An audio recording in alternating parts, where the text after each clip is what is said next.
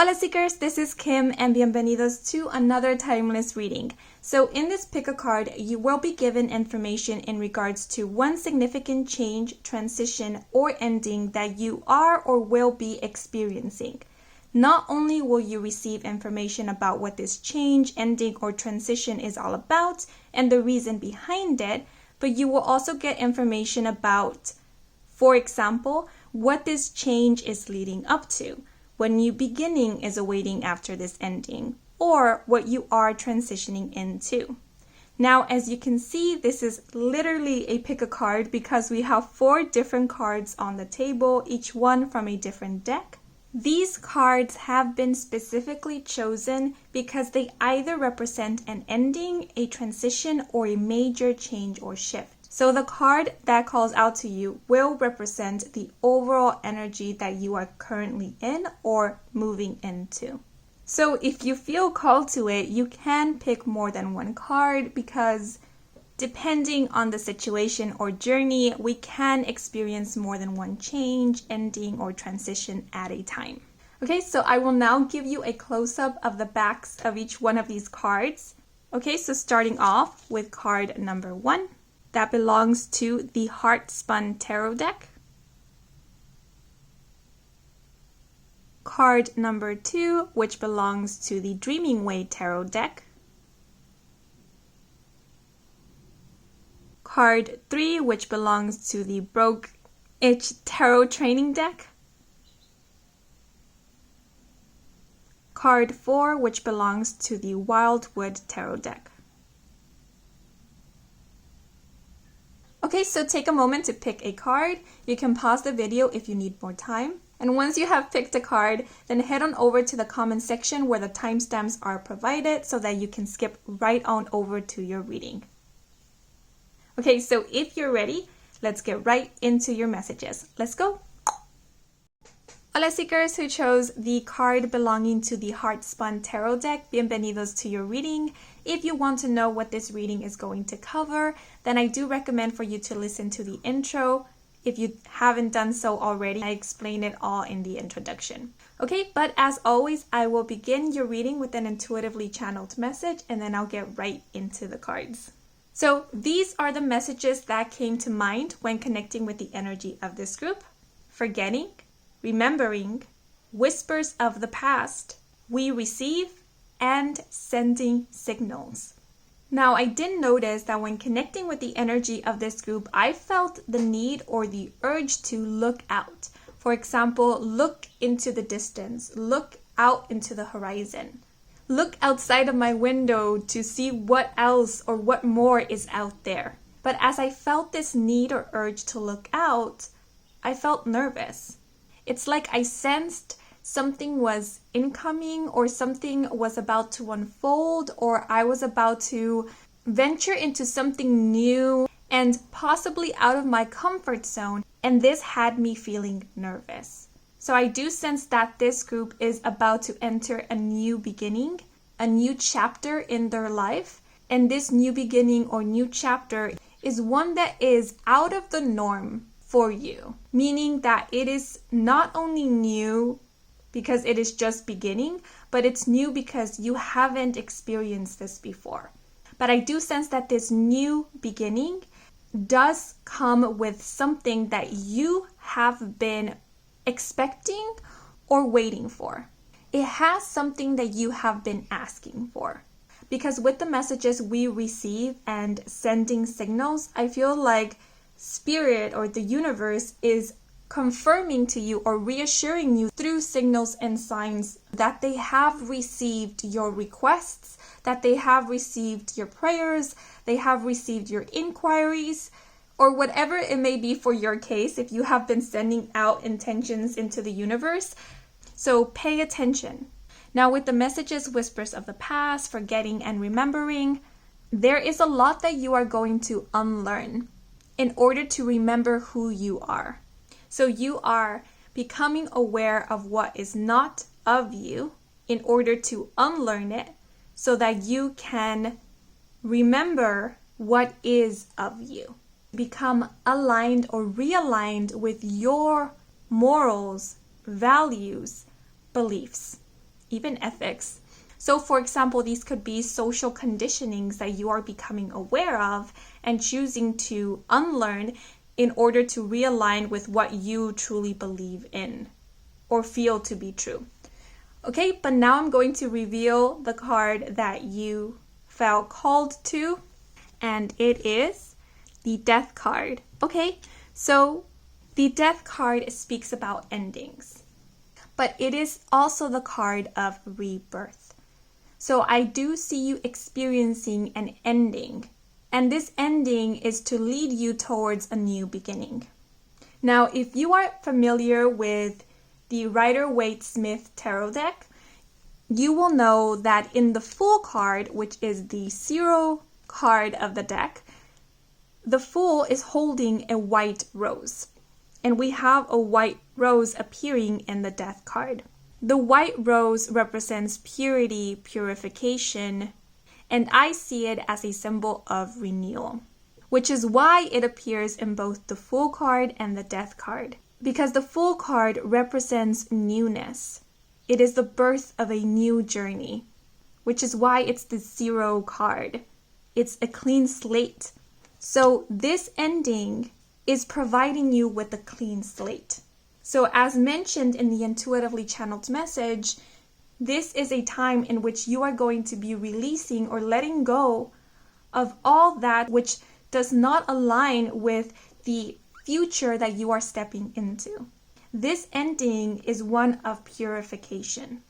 And it's so interesting because here in the background we have a sun rising.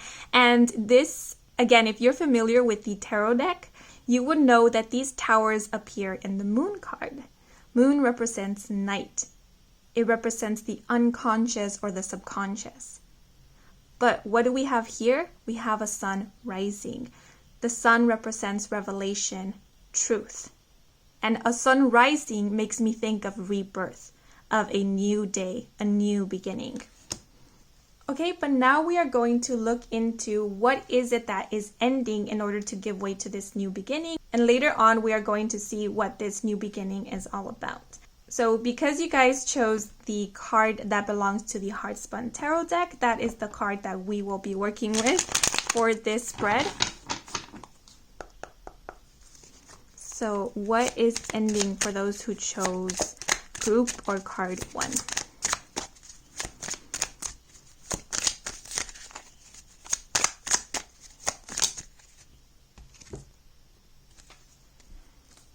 Okay, so we have the 8 of Swords. So the 8 of Swords represents feeling powerless, feeling trapped, feeling helpless, like there's no way out. But all these feelings have to do with our way of thinking, with our mental attitude or outlook. Because the 8 of Swords does not signify that you are trapped or that there is no way out. And I just looked outside of my window and there was a butterfly, an orange yellowish butterfly fluttering about. Butterflies make me think of spring, spring makes me think of rebirth. Okay, but anyways, like I was saying, the 8 of Swords does not represent the reality, but rather your perception of a situation, or possibly how you are feeling in general. So the 8 of Swords makes me think of someone who is feeling trapped by their own mind, by their own thinking. So if you have been feeling anxious, or if you have been consumed by worries, or if you have been or are in a place in which it's very difficult for you to see a bright future for yourself, or to motivate yourself, to encourage yourself, to look forward to the future, or to move forwards, then I see that this is the phase that is ending for you. Like I said in the intuitively channeled message, you are going to be forgetting in order to remember. And the 8 of Swords is associated with the element of air. Air has to do with our mind, our thoughts. It also has to do with communication. So that which is ending is beliefs, perspectives, thoughts, notions that are holding you back.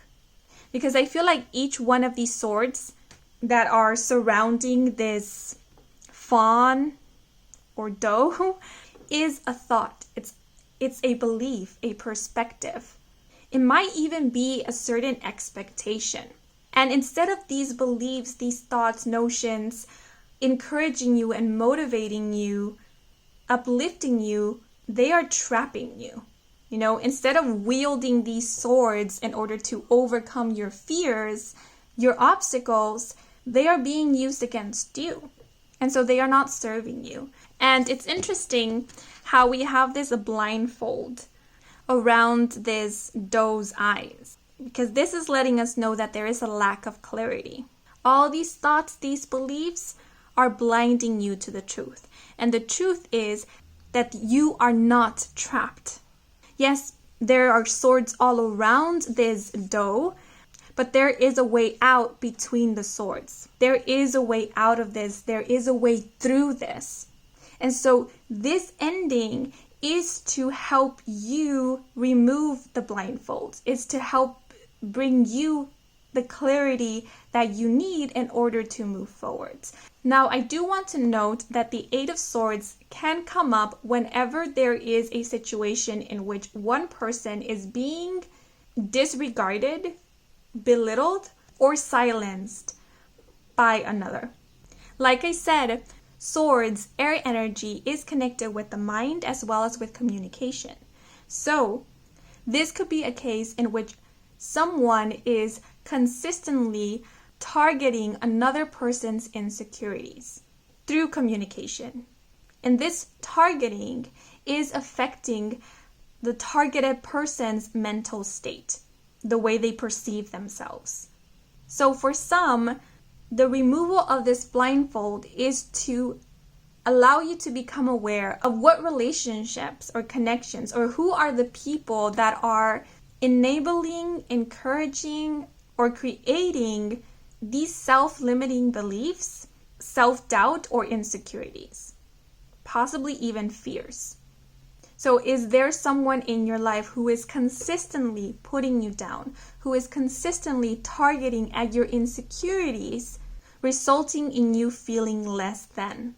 And this could be a person, but it doesn't have to be. This could be a situation. It could also be an environment. And it doesn't necessarily have to target you. It could simply be, like I said, an environment that you are in, that you being there, you feel trapped in some way, or you start beating yourself up in some way. For example, social media, right? Every time you go on a social media platform, let's say Instagram, you start beating yourself up or start feeling bad about yourself, or like you're not doing well, or you can't do better, or that you're not good enough, because you start comparing yourself to the people that you see on social media.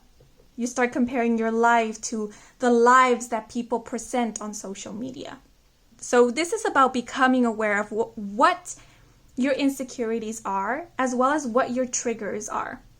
So for example, if you have an inferiority complex and you have the habit of going onto social media, so there is an ending to habits, there is an ending to beliefs, notions that are not healthy, that are holding you back. And there is possibly also an ending to certain connections or relationships. I was going to say that this doesn't necessarily have to be an ending. It could simply be you creating distance between you and that person who is negatively affecting you. But because we do have the Death card, the card of endings, this does signify an ending. Or it could simply be that the way that you connect with this person, how much importance you give to this person and their opinions of you, their comments towards you, is ending. Because the Eight of Swords can also denote a victim mentality. And it is this victim mentality that makes us feel like we cannot make the necessary changes that are needed in order to move on, in order to move forwards, in order to heal. It makes us feel like we don't have control over our lives or our state of being. And the Death card comes along to let you know that if you do have this victim mentality needs to end, because this is what is holding you back. Now, this is not to invalidate your pain or what you have gone through or what you are going through, but this is to remind you that you can create the boundaries. that you don't have to keep, you can choose to walk away from that which brings about the pain. You can choose to start the healing. By putting blame on someone else or something external from us for the pain that we feel, we give away our power. We give away the ability to heal ourselves. So the Death card can speak about letting go. And letting go does not signify making an excuse for whatever it is that happened or for whoever it is that you felt hurt you or brought you pain. But it's more about letting go of the anger, the resentment, the fear associated with that situation, associated with that person, associated with the past, if it is the past that is haunting you. Because those emotions of hate and resentment, of fear, are hurtful. To the one feeling them, it is painful. So the Death card is letting us know that whatever emotions or feelings that are associated with certain beliefs, thinking, memories that are hurting you, that are aggravating the pain, that those are being let go of. They are being released. And I also see that patterns, negative patterns that are created by certain beliefs are also ending. So a lot is being quote unquote forgotten in order for you to realign with, I was going to say destiny. I don't know why the word destiny came up, but it's like realign with you, realign with your path, with your journey in order to embrace your future. But now I'm going to pull out a card to find out what this new beginning is all about. Okay, so we have the King of Swords, more sword energy. Ooh, look, and there's a butterfly in the background. So butterflies might be an important symbol or sign for you guys. It might be a symbol of your new beginning or this transformation. So the King of Swords is an important personality or character in the tarot deck. This is someone who is self-disciplined, intelligent, logical, as well as rational. This is someone who represents integrity and ethics. Now, because the King of Swords is the King of Air, this is someone whose logic can overrule their heart. So they are more influenced by logic rather than their emotions, their feelings, as well as their intuition. So the King of Swords is someone who knows what they are about. They know what it is that they believe in. They are very well aligned with their morals, with their values, their ethics. Now I know why the word ethic came through at the beginning of the reading. And it's so interesting how we go from the Eight of Swords to the King of Swords, because out of all these swords, we end up with one sword, the one that the king is holding. And unlike in the Eight of Swords, the king is wielding the sword. It is not being used against him. And I see this king being you, representing your energy, the energy that you are coming into. This is your new beginning. From feeling trapped, feeling powerless, you are now the king who rules, who has and wields their power. The King of Swords is a master of their own mind. So all this struggle of the Eight of Swords leads you to becoming a master of your own mind. You are no longer controlled by your thoughts. You now choose what thoughts to believe in. Because I am not sure whether we can control our thoughts or not. Because thoughts are just thoughts. But we can choose which thoughts to hold on to and give power to. And the King of Swords determines what to give power to. They are not influenced. Because remember, the king wields the sword. And the king uses their sword to knight people, to give authority to certain people. And so this is you choosing what to give authority to. Who to give power to, what to give power to. The King of Swords also makes me think of decision making. Taking responsibility of your decisions and your choices.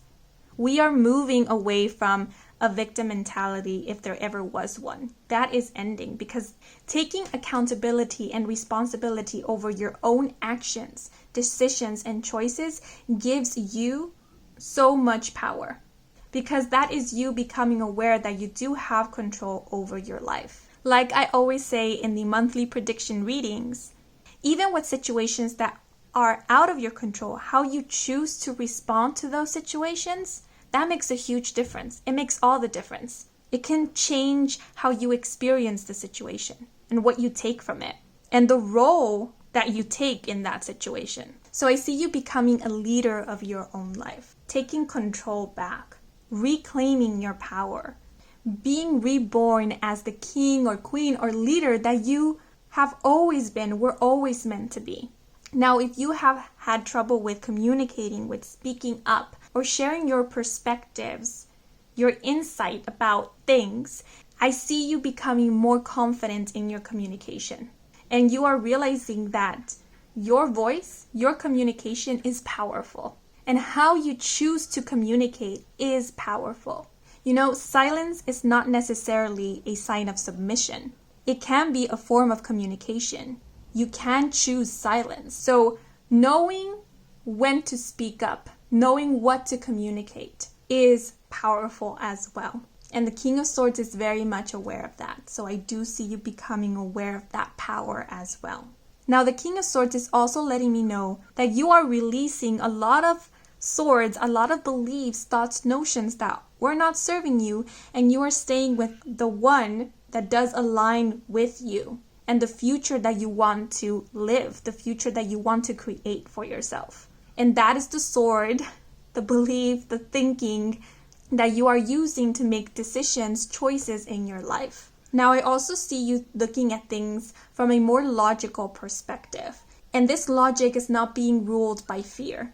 You are being reasonable, but not limited.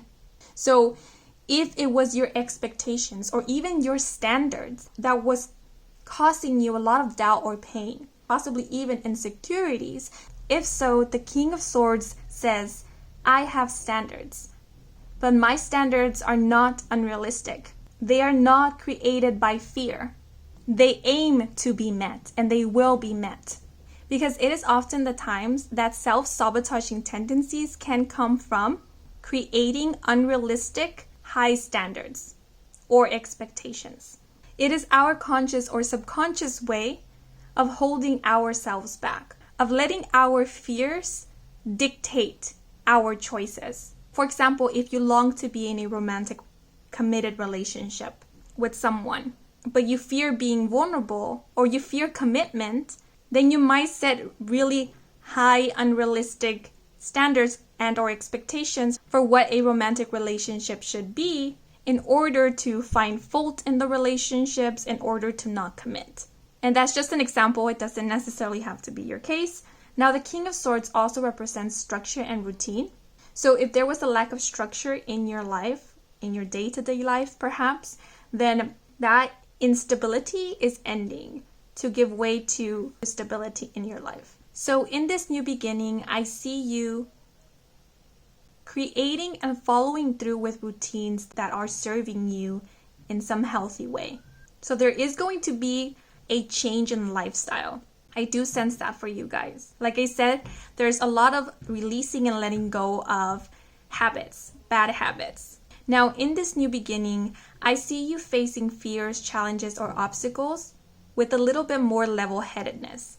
You are not being carried away by your emotions, and instead of giving in to despair, you are choosing to find a way, to find a solution, because you know that there is always a way. So instead of reacting to a situation, I see you responding. The King of Swords also makes me think of someone who is quite independent. Some of you might even choose to get a tattoo in this new beginning, and I do see some of you moving out or moving into a new place. And this new place feels like it's yours. It's your place. I feel like some of you are going to gain the confidence to do public speaking. Maybe that is what is required of your job or of a job that you might be taking on in this new beginning. But it's like communication is your talent or your skill, or will become your skill. And I do also see a lot of you discovering what your best form of communication is. So for some of you, it might be through writing, it might be verbal communication. For some of you, it might be like through something visual like arts or performance. You might even be teaching others how our thinking shapes our perception and how our perception shapes our reality or the way that we experience the world or ourselves or others. The King of Swords is making me think of an influencer for some reason, a teacher. It feels like in this new beginning, you feel ready to open up. You feel ready to share with others your knowledge, your wisdom, what you have learned, while still being open to learning more, to learning from others as well. Yeah, this definitely feels like two different personalities. The shy and possibly insecure caterpillar turns into a confident and self-assured butterfly. Yep, and we have the butterfly here. So this ending is literally the transformation, your transformation from a caterpillar into a butterfly.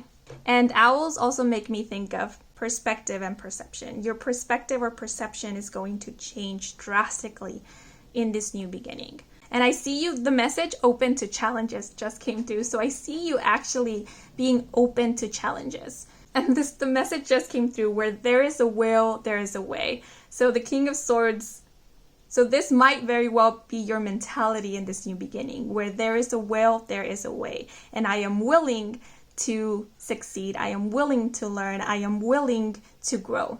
I am sensing spring because we do have flowers here, the butterfly. So spring season might be significant for some of you. It might be when you start embodying this King of Swords. Now the King of Swords is air energy, so we do have Libra, Gemini, and or Aquarius, if that is relevant to any one of you. So I'm going to pull out an oracle card to get more information about this new beginning, to get the vibe of this new beginning.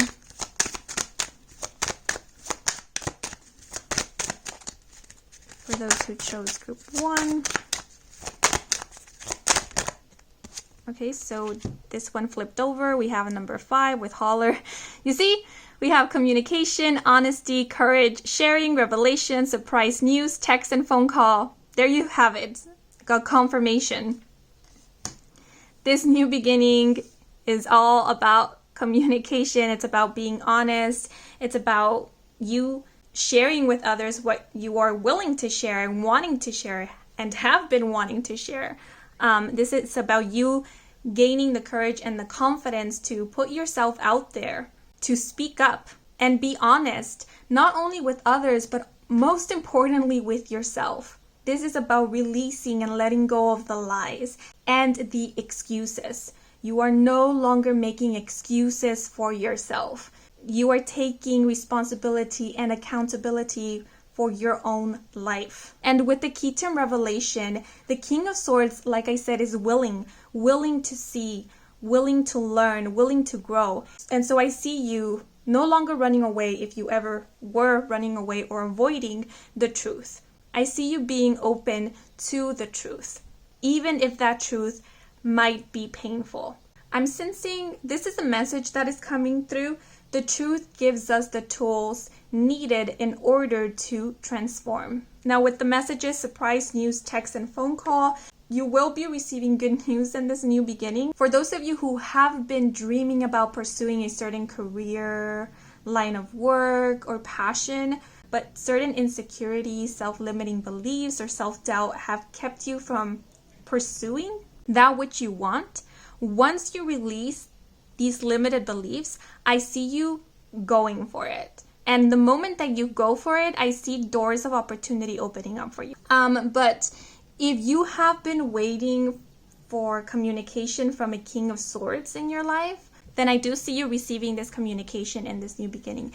As I mentioned, this can be someone who has Libra, Gemini, or Aquarius in either their sun, moon, or rising.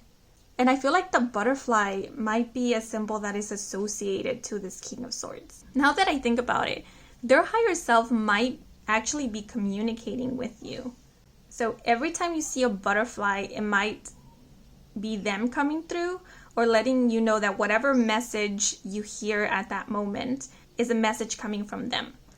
We do have the number 5 here. The number 5 is a number of change. but this could be representing the month of May. So May might also be a significant time for some of you guys. And the Death card is associated with the zodiac sign Scorpio, so Scorpio season might also be of significance.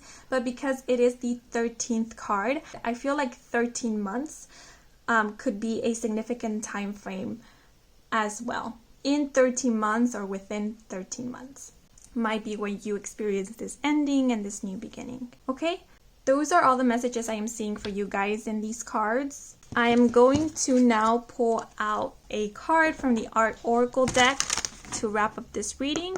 And I'm not going to interpret this message. I'm going to leave it open for your interpretation.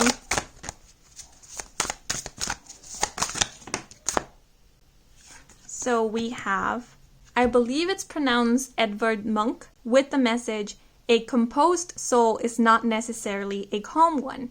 Scream into a canvas, not a pillow. Ask anxiety to pose for you. Okay, so those are all the messages I have for you guys. I hope you enjoyed this reading. I hope it brought some guidance and clarity. If it did, then please leave a like or a comment. If you are new to this channel and you want to stick around for more readings with me, Kim, then please do subscribe. I offer personal readings. All the information is in my website, kimaesthete.com, and the link to my website is provided in the description box down below. Thank you so much for watching until the very end, and thanks to all of you who took a moment to watch the ads. That is the most simplest way to support me and my channel, so muchas gracias. That is all for now. So until the next moment, bye bye. Hola seekers who chose the card belonging to the Dreaming Way Tarot deck, bienvenidos to your reading. If you are interested to know how this reading is going to unfold or what is going to be covered in this reading, I do recommend for you to watch or listen to the intro if you haven't done so already. I explain it all there. But as always, I will begin your reading with an intuitively channeled message and then I'll move right into the cards. So when connecting with the energy of this group, these are the messages that came to mind. Staying optimistic, finding a way, and we are here to listen.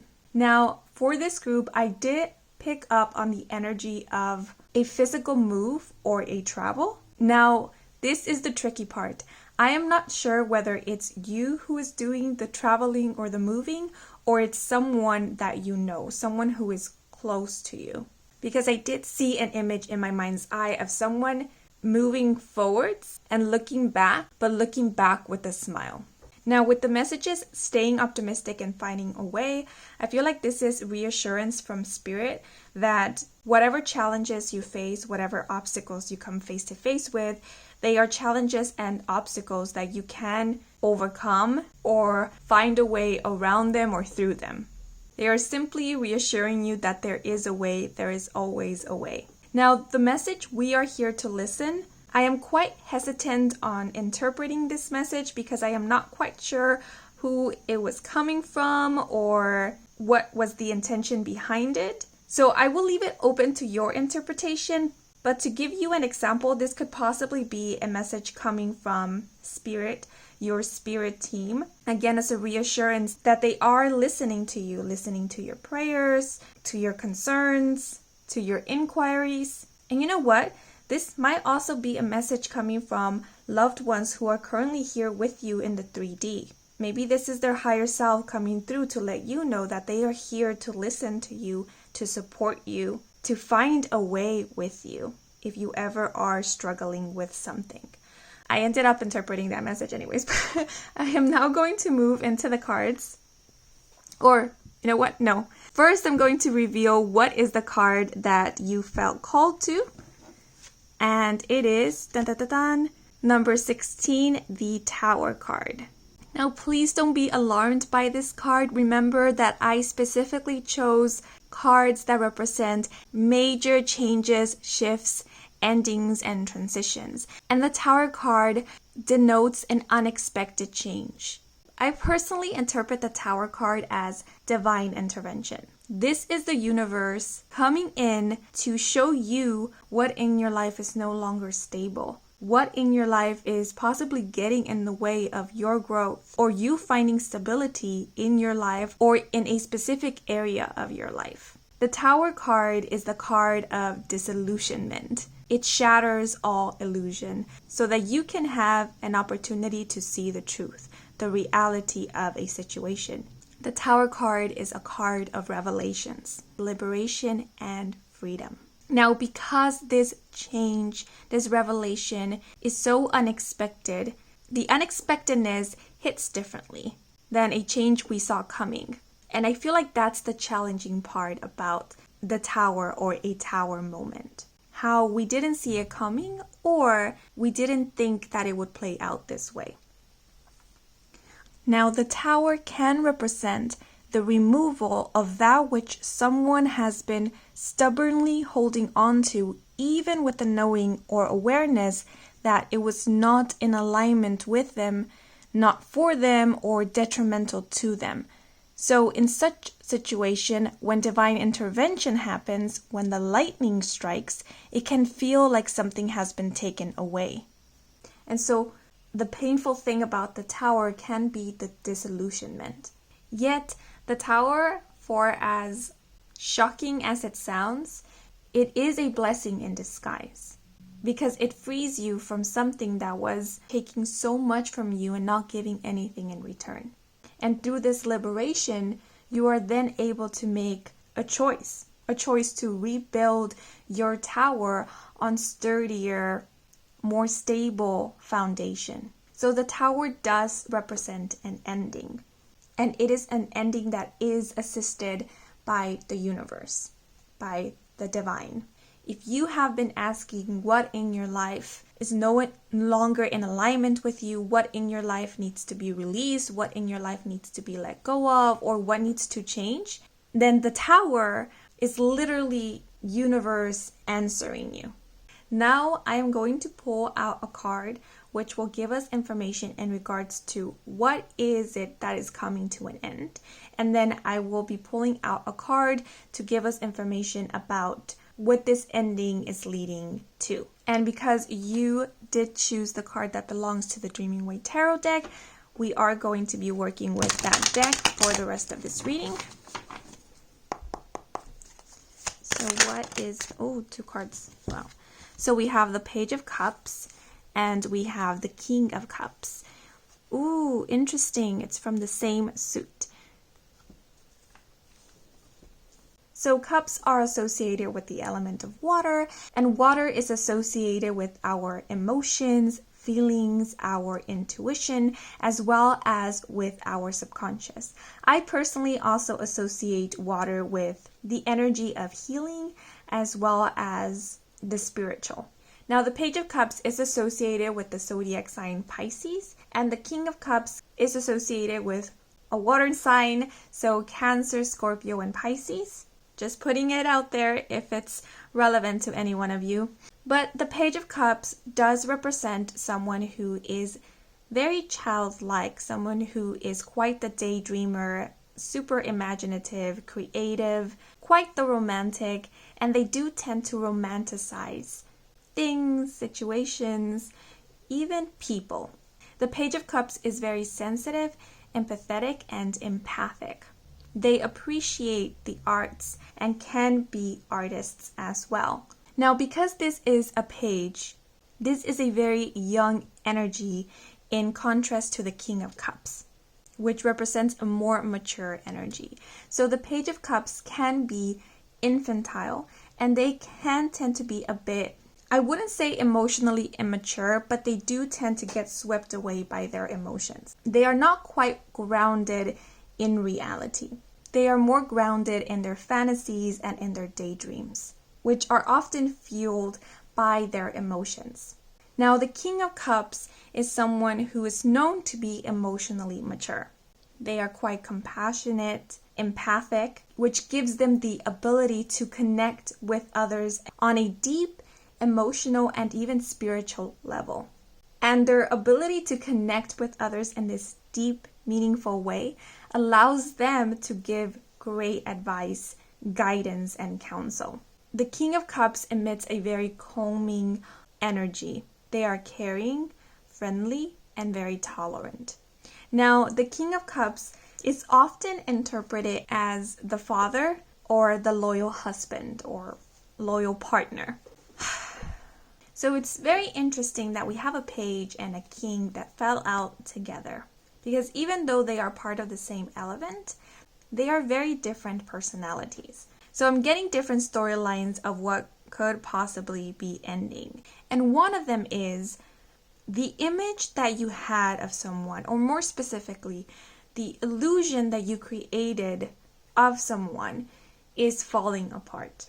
So because we have a page and a king, this could very well be a situation in which you were looking at a page and the idea you were creating of them was that of a king. Now, this can happen when we put someone on a pedestal, or when we have very high expectations of someone, when we create our fantasies around someone and expect our fantasies to be fulfilled through that person or because of that person. So actually, a tower moment can be when something fails to meet our expectations. Now, I personally am of the belief that expectations and standards mean completely different things. I feel that our expectations are created by what society has taught us to believe is important, whereas our standards are more in alignment with our personal values. So it's important to discern when our expectations are preventing us from aligning with that which is truly in alignment with us. Now, I am sensing this in a romantic sense. Someone who seemed to be a potential romantic partner or even life partner has shown themselves not to be so.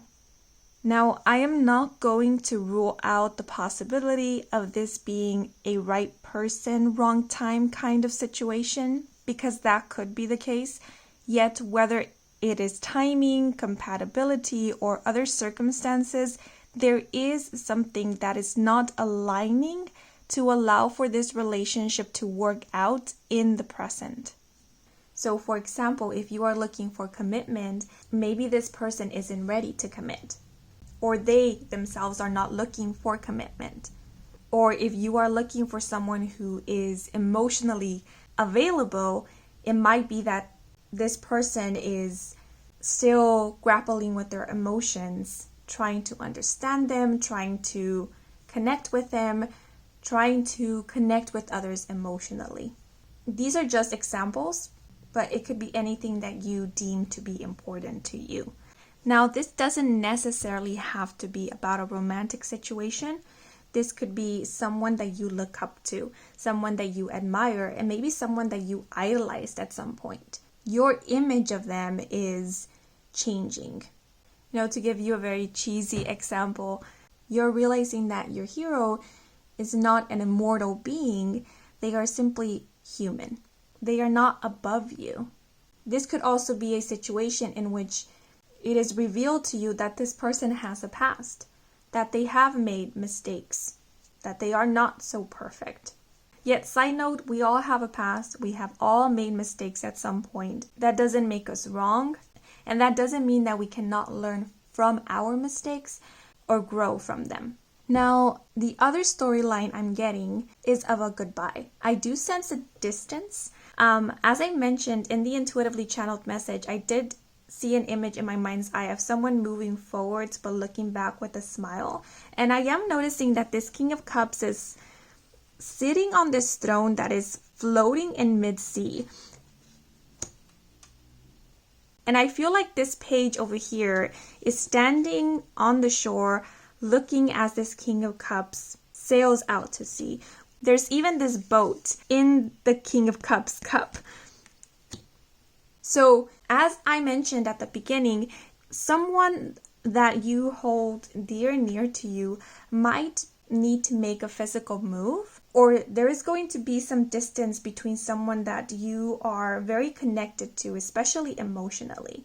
And this distance is going to be a bit of a challenge. Maybe it's someone that you've never been apart from, and being apart from them is going to be challenging. Knowing that there's going to be physical distance between you both might come as a tower moment because it's something new. But what I am sensing from these two cards, and I feel it's so beautiful, it's that they are from the same suit and they are holding similar cups. And we have this King of Cups who is floating in the sea, and he has his eyes closed as if he were sending his intentions, his wishes. And then in the Page of Cups, we have these fishes that seem to be floating out of nowhere into this Page of Cups cup. And the color of these fishes is the color of the water that is seen here in the King of Cups card.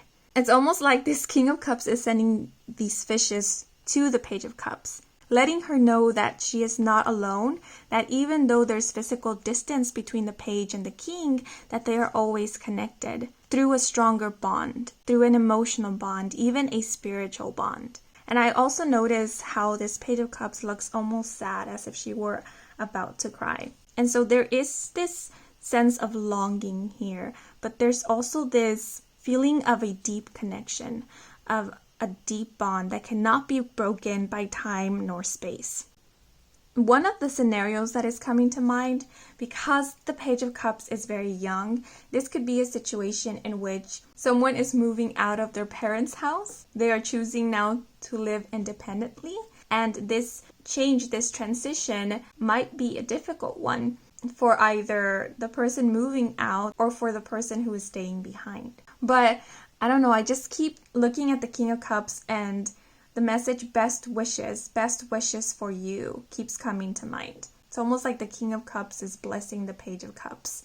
I know those 2 or 3 interpretations I gave are very, very different, because this is a general reading and there's definitely more than one person that is watching this reading. So please use discernment in order to decipher which message is meant for you. Okay, but now I am going to pull out a card to see what this ending is leading to.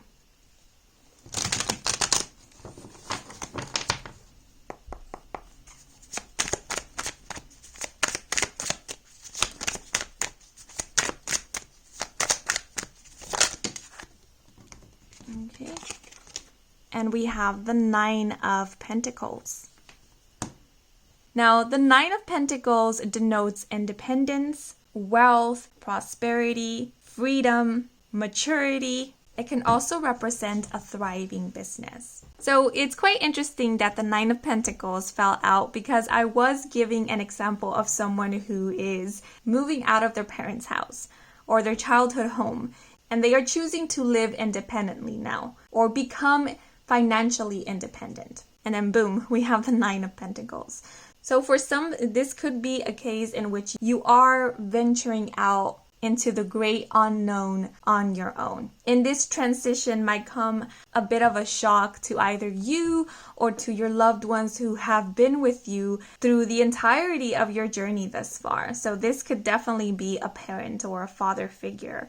Or if you are a parent, this could be you seeing your child transition into adulthood. Now remember, the 9 of Pentacles represents success. It's a thriving energy. And so whoever it is that is venturing into the unknown, whoever it is that is choosing to live independently or become self-reliant, this choice is leading them towards them recognizing their potential and how to work with it to create wealth for themselves or in their life. Now, Pentacle is earth energies, and earth has to do with all things material. Yet, the 9 of Pentacles does not necessarily just have to be speaking about financial wealth. This wealth could also be a sense of fulfillment. Feeling fulfilled in their career choices, feeling fulfilled in their life choices, in who they are choosing to be. The 9 of Pentacles does denote someone who is confident, who is feeling confident about who they are and where they are in life. They are standing in their true power. They are grounded, they are stable, not only financially, materially, but also stable in the sense that they know who they are. They know what they stand for. They know that what they are working towards too. So for some, this physical separation, it doesn't mean that there's the disconnection. It just means that someone is choosing to venture off on their own, live their own adventure. Someone is choosing to figure out who they are, who they want to be. And this choice comes as a blessing to them. Even if it's difficult for both or for someone, the choice comes through as a blessing. It almost feels like a metamorphosis. The butterfly is coming out of the cocoon. It's more like the butterfly is being allowed to come out of the cocoon in order to spread her wings, his wings, their wings, and to fly. So it could be possible that what was holding this person back from embodying the Nine of Pentacles energy is them being in their comfort zone, or possibly them needing to adhere to other people's or someone else's expectations of them. I do get a bit of a sense of someone who was living for someone else's expectations or possibly for someone else's dreams.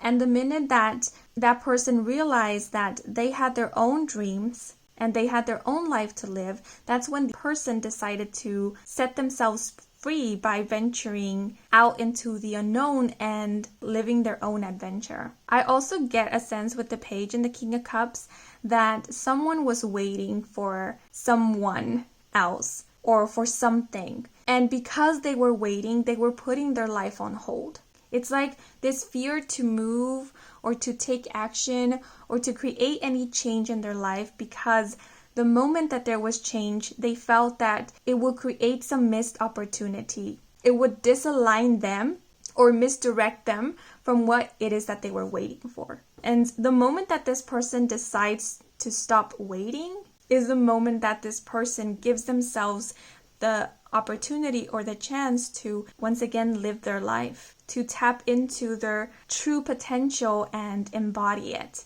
For some, it feels like this tower is representing a shift in your focus, where once, just as an example, let's say you were solely focusing on a romantic pursuit or on a specific person.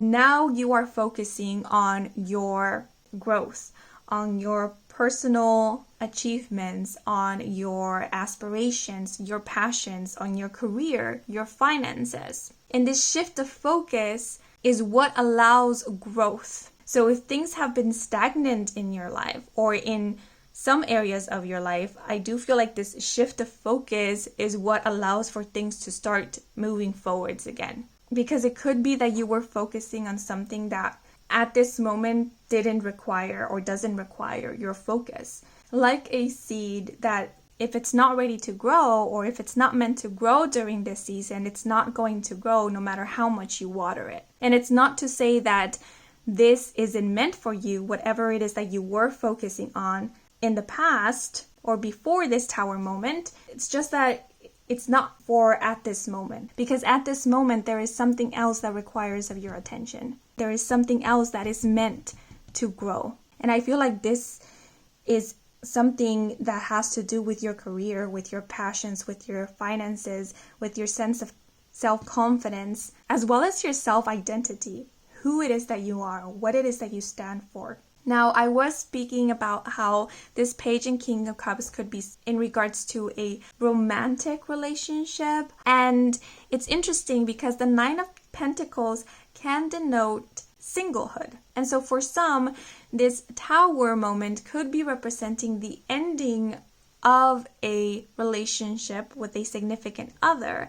And this ending is allowing you to start a new relationship, and that is the relationship with self. Or it could be a relationship with your passions, your creative passions or pursuits, your career. Because whenever I look at the Nine of Pentacles, I do think of someone who is self-employed or has created their own business. And remember that the tower falls in order to give you an opportunity to build a tower that is to your liking. A tower that every decision that you make to build it is a conscious decision. And the Nine of Pentacles is confirming that you are choosing to build this new tower. This is the card of success. This is the card of wealth. This is the card of financial freedom and independence. Whenever I look at the Nine of Pentacles, it makes me think of someone who is their own boss. Someone who makes their own decisions, their own financial decisions. You go out into the unknown and you come back with a basket full of riches. Okay, but now I'm going to pull out a clarifying card to get a little bit more information about what is awaiting after this Tower moment, or the aftermath of this Tower moment. Okay, so we have the Seven of Pentacles, number 38, flames on the hearth. Okay, so flames make me think of passion, creativity, vitality. It's the element of action and assertion. So like I said, for some of you, this could be representing you pursuing your dreams, focusing on a passion project. This could be you investing in something that you are passionate about or believe in. For some, this could be you investing financially in this, but it could also be investing your time and your energy into this. And this investment does reap you rewards. You do profit from this investment.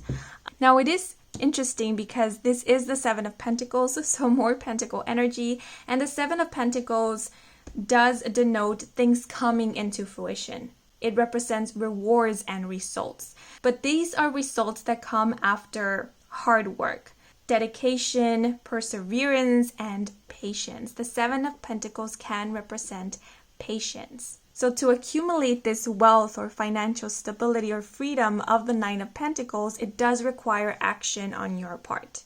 Now, this is the number 38. If we look at the numbers independently, the number 3 is the number of creation and creativity. It's the number of expansion. And the number 8 is a number that I personally associate with hard work, with dedication, perseverance, as well as skill. So I do see you focusing on a skill and on bettering or improving this skill. And it is this skill that is going to reap you much rewards. For others of you, if you have ever wanted to start your own business, then I do also see that happening for you guys. But it does require of your action. It does require for you to get involved, for you to work on it in order for it to happen. And the number 8 can represent material wealth. So with the number 3 representing expansion right next to it, there is expansion in regards to your wealth, your finances. Now, if we add up the number 8 and 3, we get the number 11. And I personally associate the number 11 with manifestations. So by this point, I see you maybe learning more about the law of attraction or kind of mastering it. I see you getting quite good at manifesting. Yes, but by this point, I see you grounding your dreams. I see you realizing that it's not just about dreaming, visualizing, and fantasizing, but it's also about you taking action towards those dreams. That is the best way to make them a reality. Patience does not equal inaction. In terms to time frames, the number 9 is standing out to me. So the month of September might be of significance, but I'm also sensing 9 months. So 9 months from now, you might see this change occurring. But now I'm going to pull out an oracle card from the Art Oracle deck. And I am not going to interpret whatever message comes through. I am going to leave it open for your interpretation because this is meant to be a direct message from your guides or your higher self to you. Okay, one card, please. For group 2.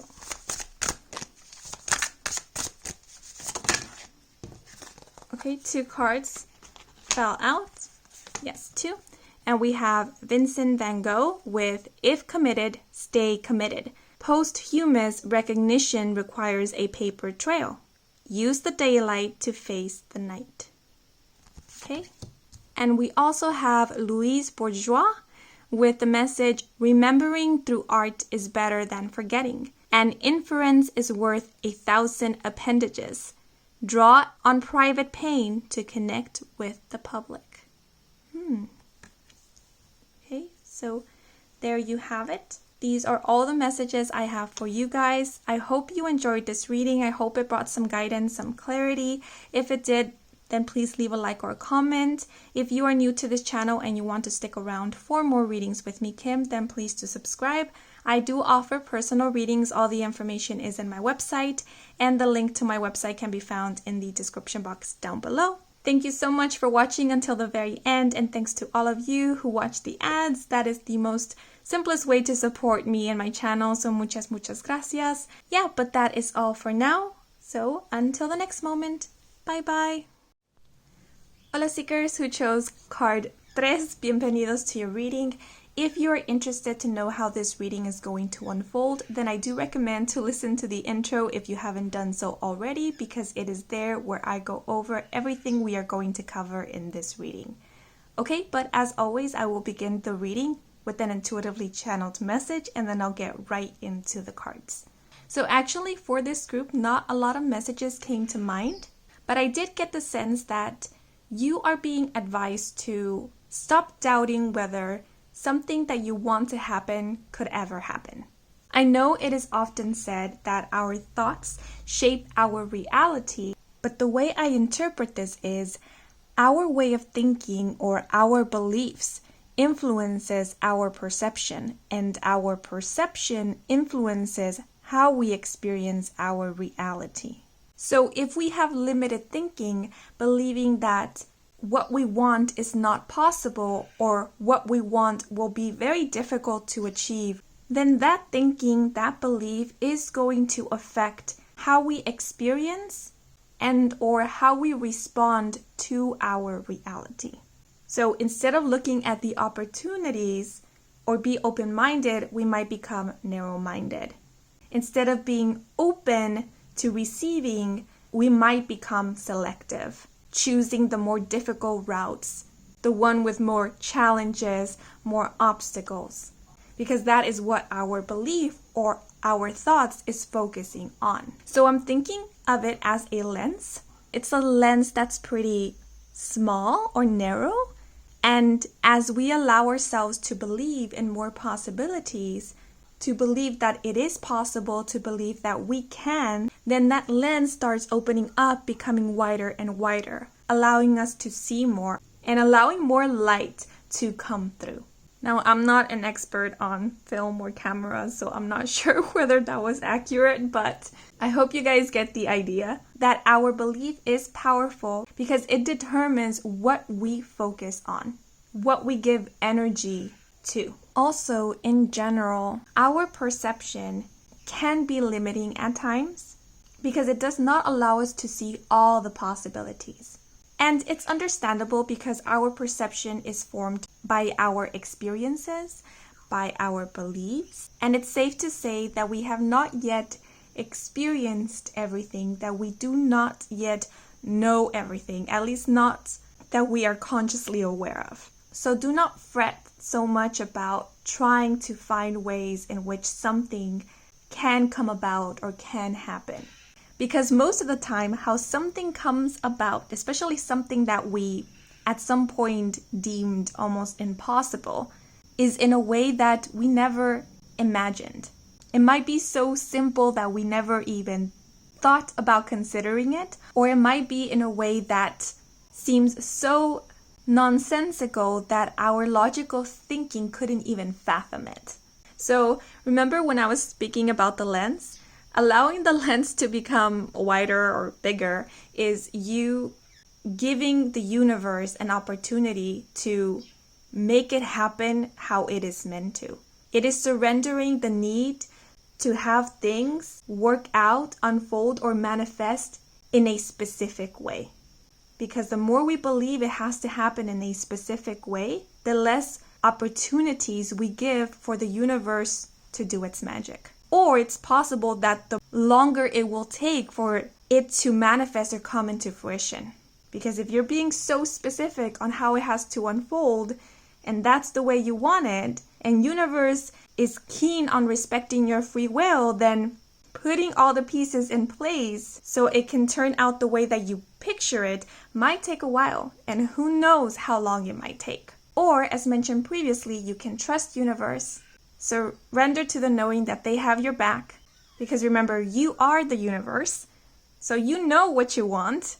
You got your back, and let magic do its magic. Any action that will be required of your part, you will be let known in one way or the other. It might be through inspired action, it might be through encouragement, motivation. If you are into signs and synchronicities, if that's the way that you connect with the universe, with your higher self or spirit, then it might be through signs and synchronicities that spirit, the universe, will guide you to action when they need of your assistance to make this happen for you. Because remember, the universe is working with you. Okay, but now I am going to reveal what is the card that called out to you or that you chose. And the card is dun, dun, dun, dun, the Wheel of Fortune upright with cycles of life, fate, and good luck.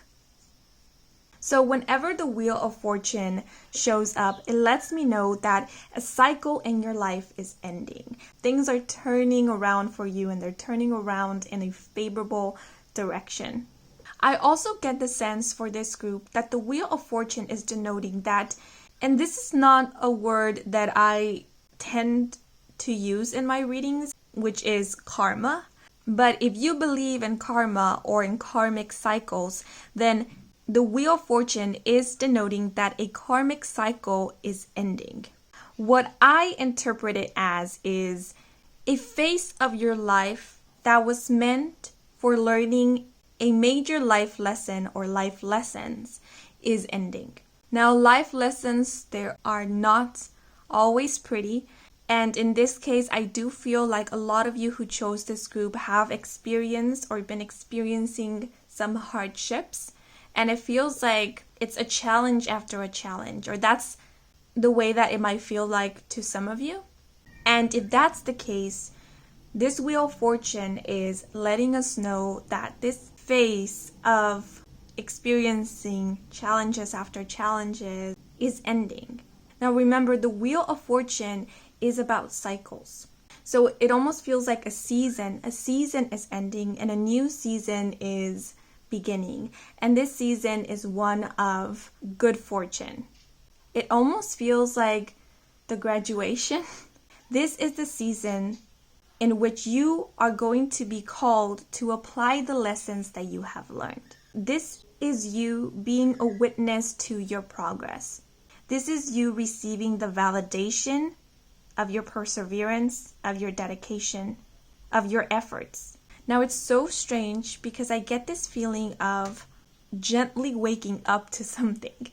And so this change here of the Wheel of Fortune is very significant. Yet the way that you might experience it might not be one that will hit you or be so obvious. It might take a while for you to register that you are already experiencing this change or that the change has happened. Because that's the thing about growth and the healing journey, transformation. There's so many ups and downs that when we finally reach the point that we were longing for at the beginning of our journey, we almost don't recognize it because we've been in it. We've been in that journey for so long that it's kind of difficult to see that indeed we have come a long way. Now, like I mentioned, the Wheel of Fortune does denote a new cycle of your life is beginning. And so for some, I see you marching towards your goals or your dreams. And for others of you, I see you going back to your roots. And it's not to say that you're going backwards or that you're regressing. That's not it. It feels more like a feeling of peace, a feeling of contentment, a feeling of fulfillment. You have gone out there, you have tested the waters, you have pursued your dreams and accomplished your goals. You already know what that feels like and how much it actually gives you and what is truly important. And in all this knowing and all this wisdom, you are now choosing to go back to what truly matters to you. It feels like a remembrance. It's not necessarily going back to something, but it's more like remembering, understanding. This is what truly matters to me. This is what my soul, and if you like to see it this way, destiny or the universe, has been trying to help me remember through all of these experiences I have gone through, that this is who I am. This is what I stand for. This is all that I needed. It's getting in touch with that sense of inner peace and of no regrets. You know how they say some things you need to live them, experience them in order to know? Because if you don't, then you'll always be wondering what if. That's kind of the vibe I'm getting. You've lived it, you experienced it, now you know. Now there's no what ifs. And for others of you, this feels like the beginning of your adventure. This feels like the beginning of you stepping into this journey of remembering and understanding. Okay, but since you guys did choose the card that belongs to the Broke Itch Tarot Training deck, that is the deck that we will be predominantly working with for this reading. So now I'm going to pull out a card that will give us information in regards to what is it that is coming to an end. What is the cycle that you are leaving behind? And then I'm going to pull out a card that gives us information about the new cycle that comes after this ending.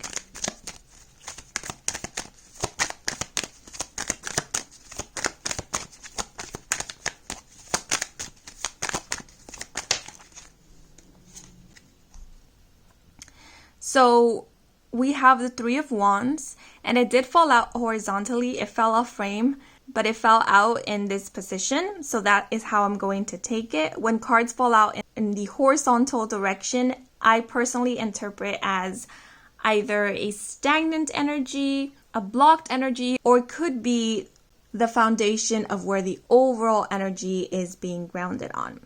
So we have the Three of Wands. Upright are the key phrases: leadership, moving forward, and initiative.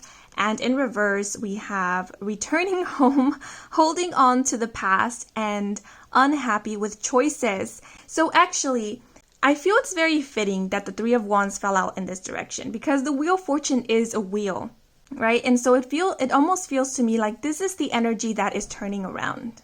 Right? And I want to say, because the Wheel of Fortune is upright, I want to say that this energy is turning around upwards. Because the wheel can be temperamental. It can move backwards or it can move forwards. Which I feel is why I took a while speaking about belief and our thinking in the intuitively channeled message. There's a reason for why certain messages come through. It's just up to us to pay attention. So our beliefs, our thinking, they can affect our choices, the way we move about the world. And that in itself can determine in which direction this Wheel of Fortune turns. Now with the Three of Wands falling out horizontally, the time of doubting yourself, the time of doubting whether things are ever going to look up for you, whether you should take action towards your dreams, whether you should start living your dream life, that time is over. The reason why this card fell out horizontally is because there was this constant back and forth. Should I believe? Should I not? Should I go for it? Should I not?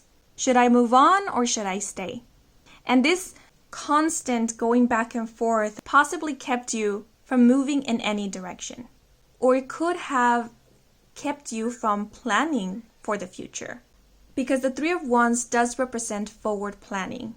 The number 3 in itself is a number of creativity and creation. It is a number of expansion. And so when the Three of Wands is upright, it denotes someone who is open to the possibilities, someone who is looking out into the horizon, already visualizing themselves out there.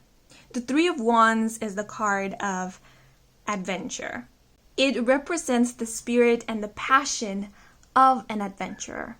So I don't know why, but I keep getting the word retirement. It keeps popping up in my mind. So for some, this new cycle might be signifying retirement, or it might signify an ending to a life dedicated only to the work, only to survival. And this new cycle is one meant for enjoyment and fulfillment and relaxation for you. Now, the Three of Wands, when it is upright, it also signifies being happy with your choices. So in reverse, it is regretting your choices or feeling discontent with your choices thus far. And remember that when describing the Wheel of Fortune, I was speaking about how for some of you, this cycle in your life is ending because you've reached a point of no regrets. You are at peace with your choices and with your experiences. And so this Three of Wands being in horizontal could be signifying that shift. So if you have been feeling regret, if you have been feeling dissatisfaction, this is what is changing. Your perception of the past is shifting, and this shift is allowing you to find that inner peace, to release the past in order to move forwards. Being at peace with our past immediately closes a cycle. It allows us to move forward because we are no longer fighting to get back to something that has already been done. We are now redirecting our attention to the now and what we could do in the now to create the future that we want to experience. And in the acceptance of the past and our choices, our actions, we can also grow and learn a lot. There's also an acceptance of self because it is saying, hey, all those choices, all those experiences, whether they were pleasant or not, they have led me here to who I am right now. And you know what? I am thankful for that. The Three of Wands is a card of leadership when it is upright.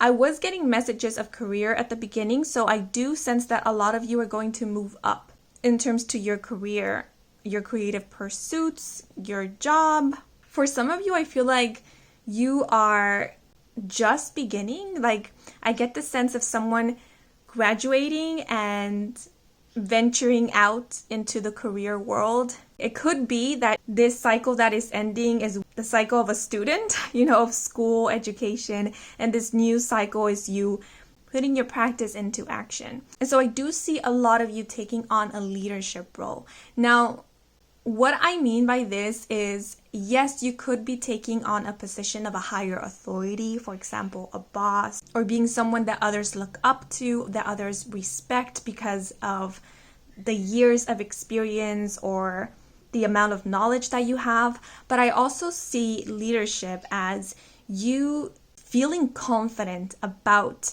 yourself and your skills, your abilities, your capabilities. I know there is this belief that we need to feel confident, sure about ourselves before we start something, before we venture into the great unknown. But confidence is built. It is strengthened, not just through time, but through experiences, through falling down and getting back up again, through trial and error, through lessons. Because it is through all of that that you discover more of who you are, of your potential, of your beauty and your magic.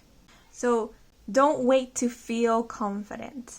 Have courage instead. Remember that courage is not about having no fear. It is about being aware of what that fear is, but still choosing to move forwards in the face of it. The shift and change in your self-belief is what is allowing for this cycle in your life to end. For some, I feel like this is speaking about getting back up again. If you have experienced a quote-unquote fall, then this is the getting back up again. This is the rebirth. Now, I know I have yet to pull out a card for what this new cycle is all about, but I do sense that a lot of you are going to be traveling. I also see you going back, like this card says, going back home or going back to places of the past. But you are going back with a new outlook, with a new feeling towards those places and any experiences that you had in those places. And that allows you to reshape the connection or the association that you have with those places. And maybe that in itself allows some healing, allows you to move on or to move forward, let go of the past. But I definitely do get traveling and vacationing. That's the word that keeps coming to mind, vacations. Okay, but now I'm going to pull a card to find out what this new cycle is all about. Okay, so we have the Nine of Swords in the horizontal position as well. And upright, we have the messages depression, intense anxiety, feeling hopeless. And in reverse, we have the messages reaching out, learning to cope, and hope for tomorrow. And I actually wanted to pull out an oracle card to get the overall vibe of this new cycle.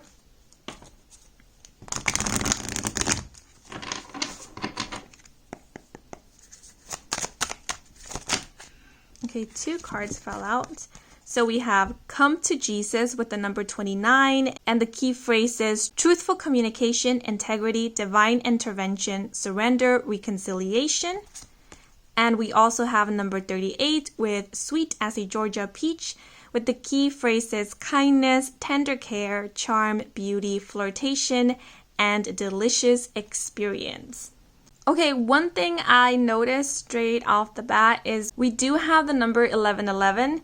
If we add up the numbers 2 and 9, we get 11. And if we add up the numbers 8 and 3, we get 11. So the number 11 or 1111 might be of significance to some of you. I know there's a lot of meanings attached to the number 1111, but for me personally, whenever I see 1111, it denotes manifestations.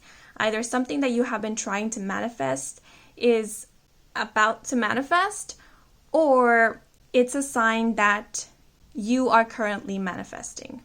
You are attracting or calling something in. Now, the overall vibe of this new cycle is very sweet and quite beautiful.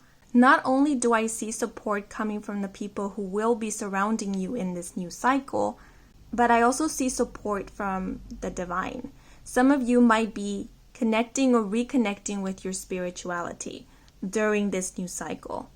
This is the message that came to mind, witnessing and becoming aware of the day-to-day miracles. It's interesting how the Nine of Swords fell out horizontally as well. Remember, the Wheel of Fortune, it's a wheel. It goes back and forth.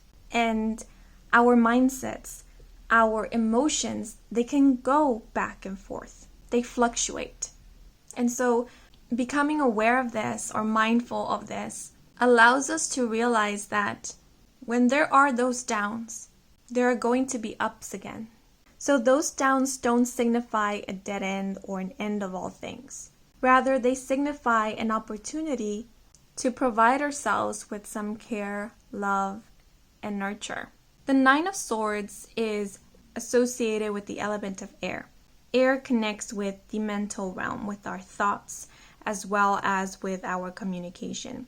So the Nine of Swords shows up whenever there is overthinking or a lot of worry or stress, or when our thoughts are affecting our emotional well-being or even our physical well-being. When the Nine of Swords is in reverse, it denotes healing, release, recovery. It denotes seeing the light at the end of the tunnel, emerging from the darkness. Now, again, this card fell out horizontally, which is letting me know that the energy is nor here nor there. So this Nine of Swords in horizontal is very similar to this Three of Wands in the horizontal position. So I feel like the intuitively channeled message is very fitting to this reading. Your beliefs, they are going to affect how you experience life. And this is true for everyone. That's why we are so powerful. That's why it is often said that we create our reality, that we are masters of our own reality. Now, the Wheel of Fortune, like I said, represents cycles. And life is all about cycles. You can see it in nature. Nature moves in the flow of cycles. And we are part of nature. And so don't beat yourself up for feeling different emotions, for feeling overwhelmed when you do, or feel worried about something that truly matters to you. Because being a master of your reality is not about suppressing your emotions or ignoring what we perceive to be the ugly. It is about becoming aware of those emotions that are often perceived as ugly and feeling through them in the knowing that they are not permanent emotions and that they are not meant to be. In the knowing that the wheel, if we allow it, will turn again. So actually, I feel like this is just reassurance from spirit. If in this new cycle you feel down, or if some things don't work out, or you start worrying about something, don't take it as a sign of regression or that you haven't progressed, because this is simply you experiencing the tragic beauty of being human. Even the most spiritually enlightened, or who are considered to be the most spiritually enlightened individuals, experience up and downs, no matter how far in their journey they are. I was reading a book by Dalai Lama, and he even acknowledged that he still experiences and works through feelings of anger and frustration. So don't beat yourself up for being human. Happiness is only one end of the spectrum. It's not everything there is.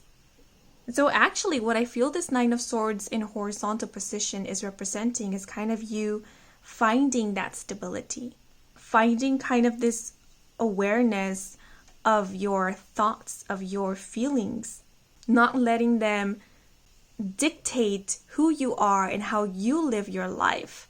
With the Come to Jesus card, I do feel like this is a cycle in which you will be okay with reaching out to others, with asking for support, asking for help, as well as accepting help.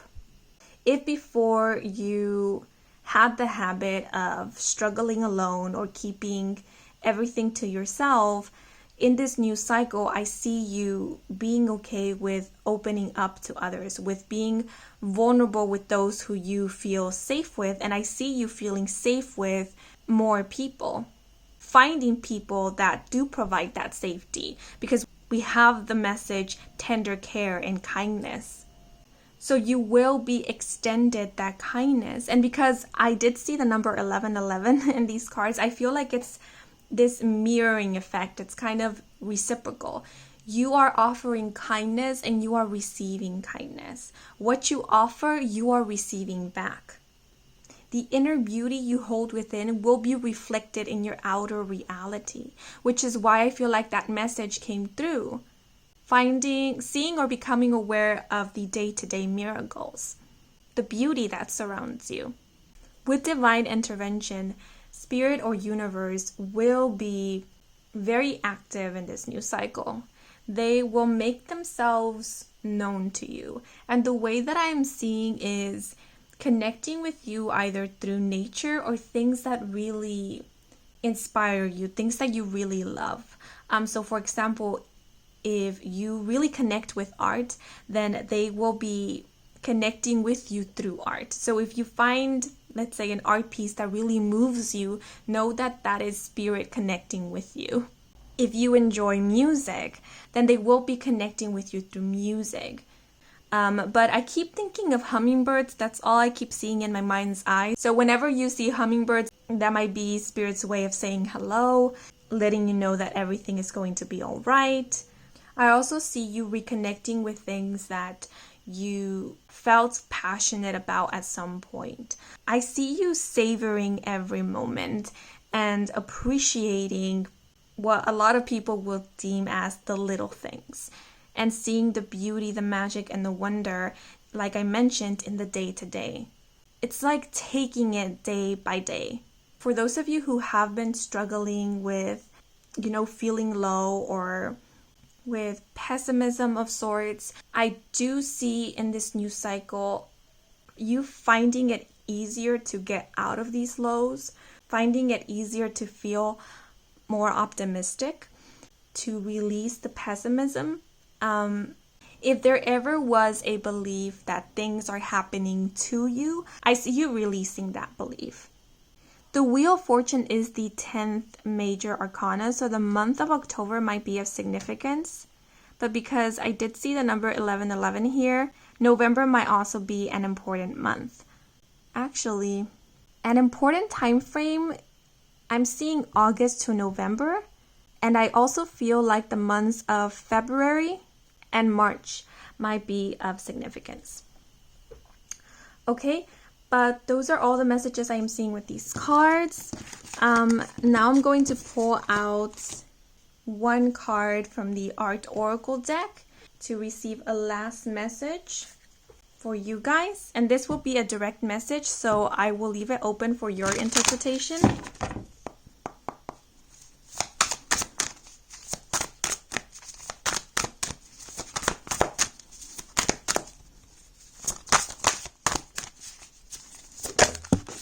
Oh, okay.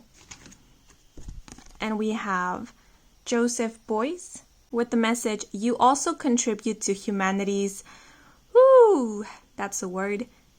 Okay, I don't want to disrespect the language by butchering this word, so here it is.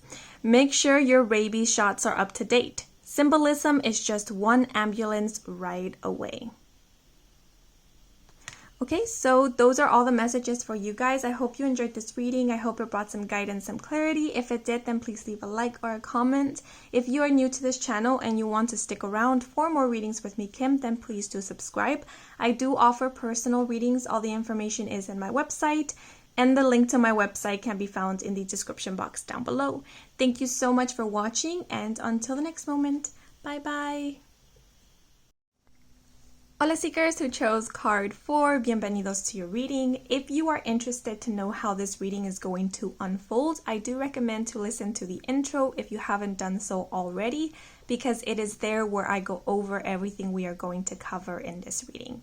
Okay, but as always, I will start off the reading with an intuitively channeled message, and then I'll move right into the cards. So these are the words that came to mind when connecting with the energy of this group: wind, whisper, allocate, and hear. Now, when these messages came to mind, I was not sure how they connected or what message they were trying to convey. Because to me, it felt like I was simply receiving random words instead of a cohesive message, which is what made the energy of this group so interesting and so different from the other groups. Yet, after sitting with the energy for a while, I did get the sense that these were clues. Okay, to give you a visual of what I picked up on, it almost felt like a treasure hunt. And I was being given clues as to where the treasure was. Now, bear with me because I know this might sound a little strange. Your angels, your guardian angels, or possibly even ancestors are guiding you and directing you towards a blessing. To be more specific, it feels like resources, financial resources. But it could be something else. It could be, for example, a place, a location, or something that you personally see or value as a treasure. Now, I did pick up on the energy of spring, and I did see an image of the ocean, or a seashore to be more specific.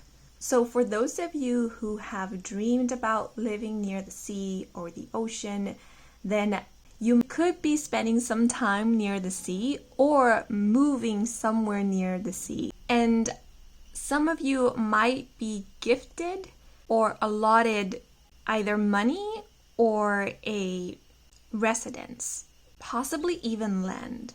Yes, but now I am going to reveal to you the card that you felt called to. So let's see, dun, dun, dun, dun.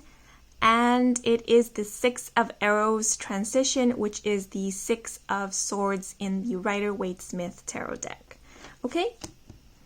So the Six of Arrows is a card that represents healing, relief, moving into calmer waters. It is the calm after the storm. This card also represents travel, a physical move. It represents the entry into a new journey. I don't know why, but for this specific group, the Six of Arrows is giving me a major vibe of running away from something, which is one of the meanings of the Six of Arrows. In this card, the boat that this person is traveling on is shaped like a swan. And in this specific deck, the swan is the Queen of Arrows, the Queen of Swords. And the Queen of Swords is an energy that cuts through things and cuts away with things. It is an energy that once decided on something, it doesn't look back.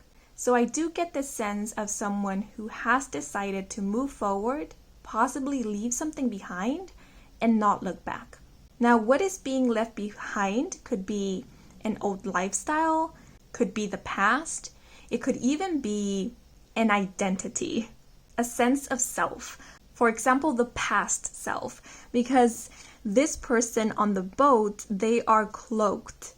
We cannot see their face, and they are making sure that the cloak stays put. So it almost feels to me that as soon as this person sets foot on new land, who they reveal themselves to be will be a new version of them. It's like starting anew, starting afresh.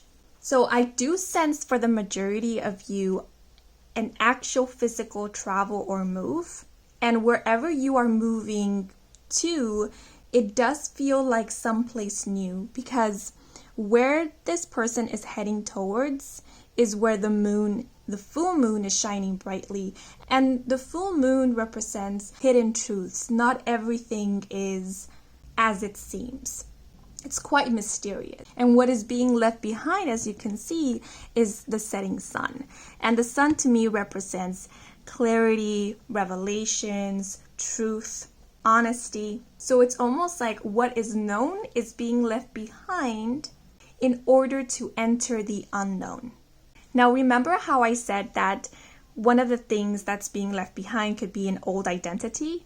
So an example that is coming to mind is leaving behind a career identity in order to venture into something new territory, new career, a new profession. So for example, someone who had the title of a dentist is leaving that title and that profession behind, no longer associating themselves with being a dentist in order to discover what they are truly passionate about and pursue that passion. So of course, that's just an example. Oh, this could also be like a relationship status. Something that you identify yourself with or that other people identify you with, that is the old identity that is being left behind. And remember, this is an active choice. This is something that you chose to do. Because like I said, I am sensing the presence of the Queen of Swords in this card. So this is not a choice or a decision that was thrust upon you by others or by divine intervention. For some, this decision or transition could have been like a spurt of the moment, but the longing for it, the yearning for it, has been brewing there for a while. Now, the Six of Arrows can also denote guidance. Your spirit guides coming through to offer you guidance. So for some, this decision to move forwards or onwards or to transition into the unknown, to start anew, might have been a very courageous move. You know, going back to that career example, it could have required a lot of courage to say no to a career that others expected you to do, but was bringing you no sense of fulfillment. Going against the expectations of others to pursue your dreams could have required a lot of courage. So for some, I feel like this move, this transition, was an act in order to liberate yourself, in order to set your soul free in a way. And so understanding that this act, this move required courage on your part, your spirit guides want to offer you as much support and reassurance throughout this transition. It's like they're saying to you, you are guided and you will be protected as you transition into your new beginning. So this message of you will be provided for keeps coming to mind. If resources is what you need to start over, to start anew, to build new foundations, those resources will be provided for you. You might be wondering how, but universe has its ways of finding ways to bring people together, to work with each other, to help each other out. So you might be experiencing the kindness of a lot of people in this new phase of your life, in this new journey that you are transitioning into. But now I'm going to pull out a card that will let us know more about what is it that you are moving on from or away from or leaving behind. And then we are going to pull out a card to get more information as to where you are headed to. What are you transitioning into? And since you did choose the card that belongs to the Wildwood Tarot deck, that is the deck that we will be working with for this reading. Okay, so what is it that they are leaving behind, moving away from, moving out of, or transitioning out of? Okay. Okay, she stopped barking or yowling. Okay, so we have the Page of Bows, the Stout. This is the Page of Wands in the Rider-Waite-Smith deck.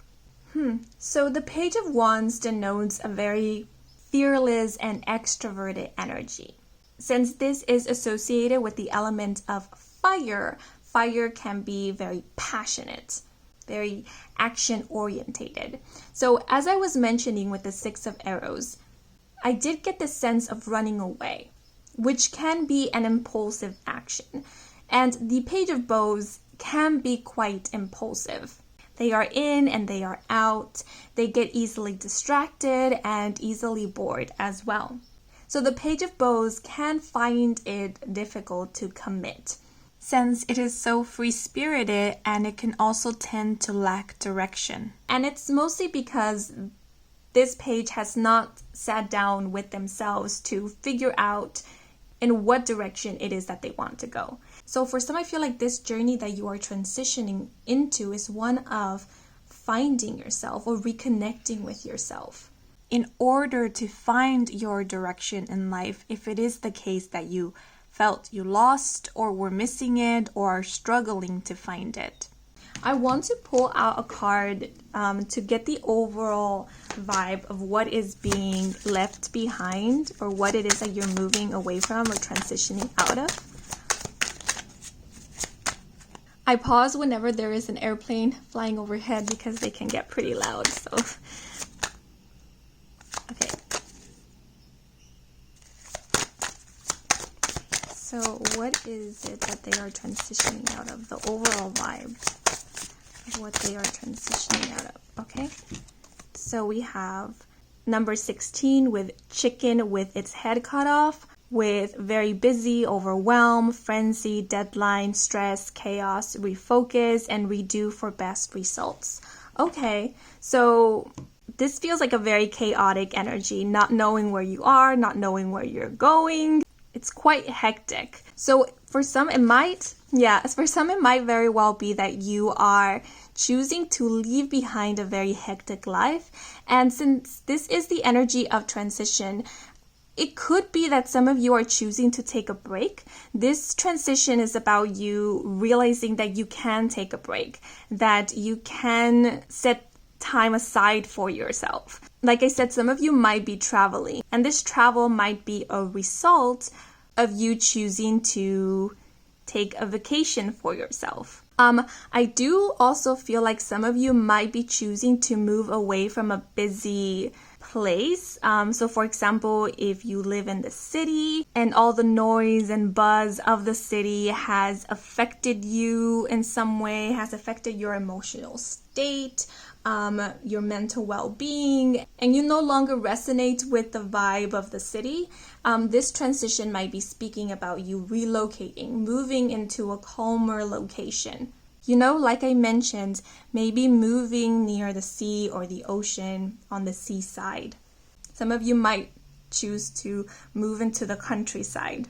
I do sense that for a lot of you, this transition could be denoting a career change, or it could simply be you transitioning into a more calmer lifestyle or mentality. So just as an example, someone who has always been on the go, go, go, who has always thought that they always needed to be in action, always needed to be working, always needing to be creating something, is now changing their mindset where they are comfortable with taking a rest, where they are comfortable with not needing to work all the time or produce or create. They are comfortable with going more with the flow. I'm also getting the sense of someone who was at some point very extroverted, always socializing, always needing to be with people or needing to go out, is now transitioning into a more calmer and gentler lifestyle where there's not as much stimulation, or the stimulation is now different. So whereas loud music and the company of a lot of people all at once was what stimulated this person, now looking out the window or reading a book, listening to the birds sing is enough to stimulate this person, is enough to bring them some sense of joy and or fulfillment.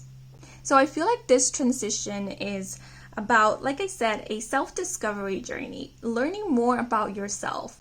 We are multi-dimensional beings. We have so many different personalities to us, so many different aspects that have yet to be uncovered. And because there is so much depth to us, we are going to experience changes as an individual. What we once liked, we might find that we no longer like later on in our life. I feel like this transition is you transitioning into a new, I wouldn't say a new version of yourself, it's more like another aspect of who you are. This could also be you letting go of the pretenses. Maybe you were living a lifestyle that you didn't really resonate with, but you were living it to feel accepted, to feel included. Or, as I mentioned previously with the career example, because it was expected of you. And now you are choosing to live authentically.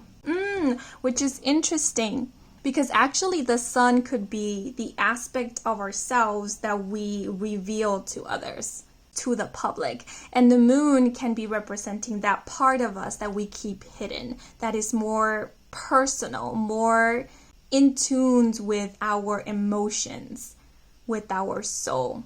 It's almost like you are no longer living for others or what you think should be, but you are now living for yourself, for possibly the inner child, for that emotional and sensitive part of you that longs to connect with the world, that longs to be set free.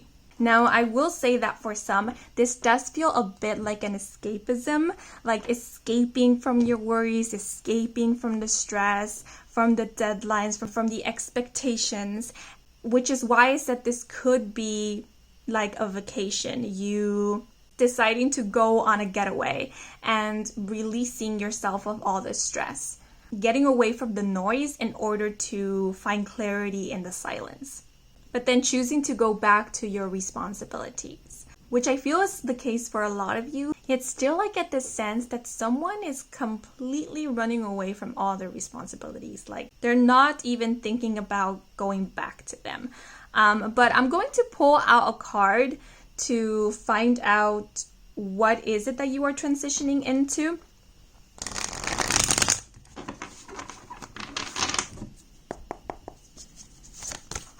Okay, that one came out pretty quickly. And we have the Stag, number 8 in reverse, and this is the Strength card. And I do want to pull out a card to give us information about the overall vibe of this new phase over here. Okay.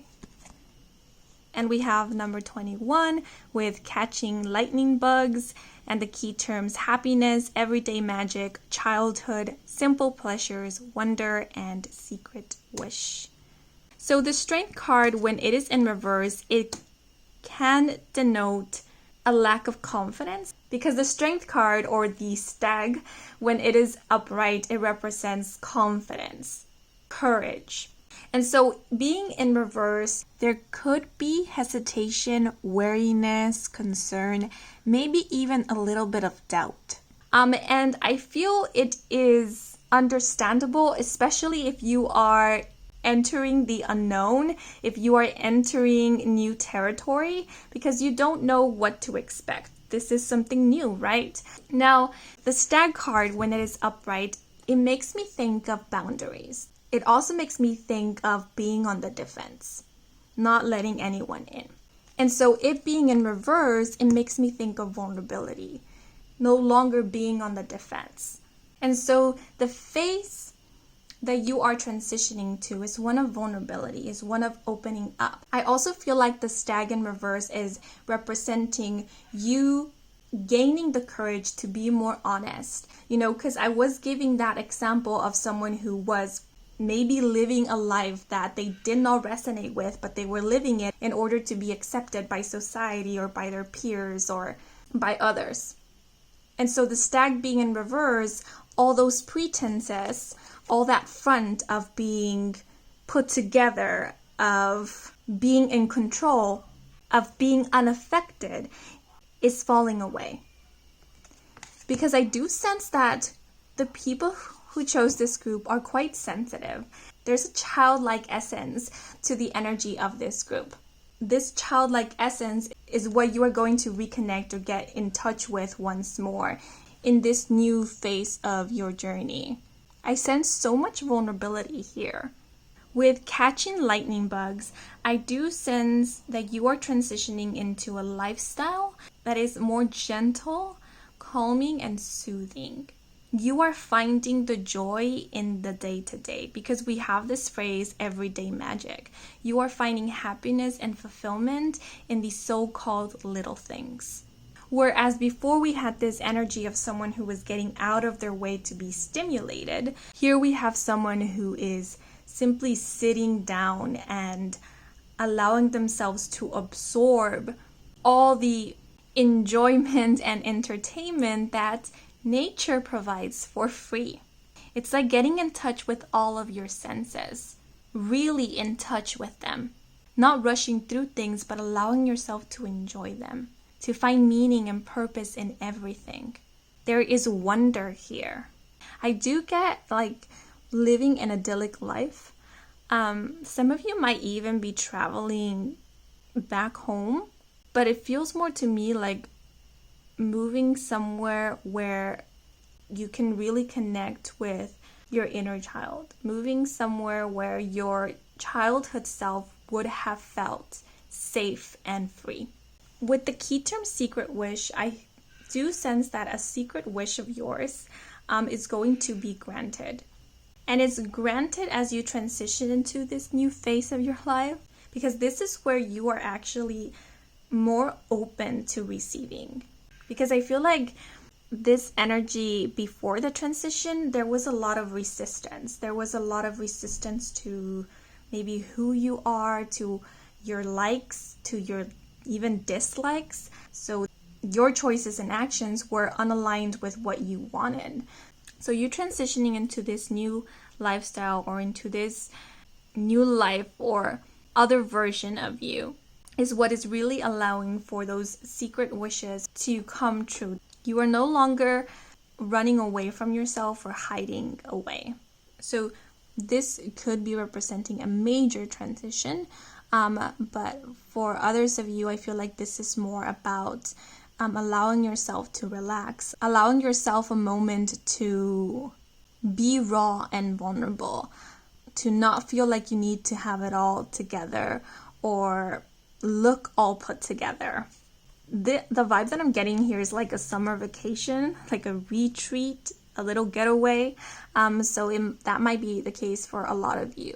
Some of you might even have like a secret place or a place designated specifically for you to unwind. Or it might be that a getaway, a vacation inspires you to make this change, to make this permanent change or transition.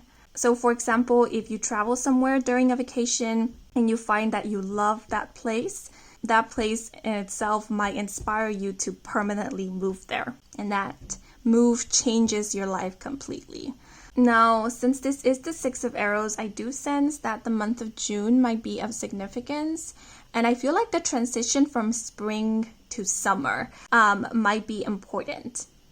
Because we do have the number 8 here, August 21 might be important. And I would also advise to pay attention to these numbers 16 and 21 because they might be important days or dates. So for example, 16th of a month, like the 16th of the month of June, or this could be representing January 6th or June 1st. Okay, but those are all the messages I am seeing here for you guys. So now I'm going to pull out an oracle card to get a direct message from Spirit to you. And since this is a direct message, I am going to leave it open for your interpretation.